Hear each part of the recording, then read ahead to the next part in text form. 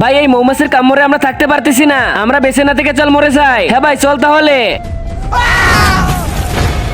আরে বাপরে, মরে যাওয়া ঠিক আছে। আব্বে ওই দাঁড়িয়ে যা।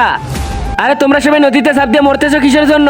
আরে আমরা যেই কোম্পানিতে কাজ করি সেই কোম্পানির ম্যানেজার আমাদেরকে বলেছে অফিসের বাইরে থাকা মৌমাছিদেরকে মারতে হবে, কিন্তু আমরা সবাই মারতে গেলে আমাদেরকে কামড় দেয়। আবে ওই, এখন আর তুই মরিস না, এখন মরবে শুধু ওই মৌমাছি। আমাকে ওই মৌমাছির কাছে নিয়ে চল। আচ্ছা ঠিক আছে চল তাহলে, তাড়াতাড়ি চল। ওই দেখ ভাই, কি মজা লাগতেছে ভাই। ওই দেখ ভয়ঙ্কর মৌমাছি সবাইকে কামড় মারে। আরে ভাই তুই চিন্তা করিস না, আজকের পর থেকে ওই মৌমাছি আর বেঁচে থাকবে না। আবে তুই তো মৌমাছির জায়গায় মানুষ মেরে ফেললি। আবে ভাগ তাড়াতাড়ি এখান থেকে।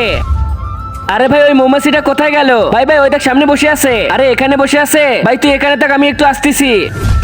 আরে ভাই এটা আবার কি নিয়ে আসলি? পানি আর মরিচের পাউডার। তুই শুধু দেখ আমি কি করি।